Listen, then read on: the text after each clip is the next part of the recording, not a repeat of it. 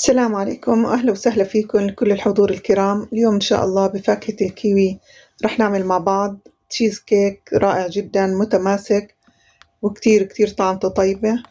وصارت معي غلطة خلال الفيديو رح تشوفوها وممكن تصير مع أي ست بيت، وأكيد إن شاء الله رح تشوفوا كيف عالجتها وكيف تخطيت هاي المرحلة وطلع معي بهذا الشكل الرائع اللي ببيض الوجه.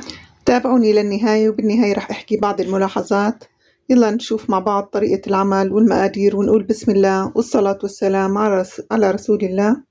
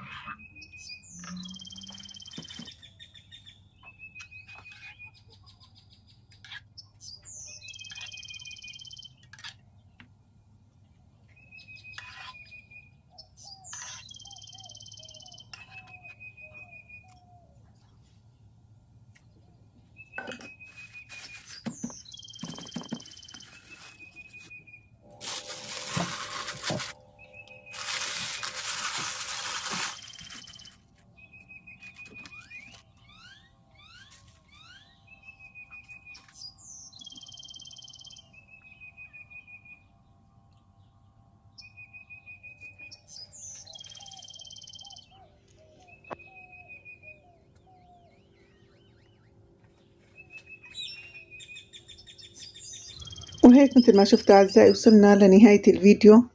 أكيد كل ست بيت بصير معها عثرات أو بتحب تجرب طرق تانية وممكن إنها ما تزبط معها مثل ما صار معي اليوم تماما. حبيت أجرب بدون ما أعرض الجلو للغاز أو إنه أضيف النشا، بس ما زبطت أبدا.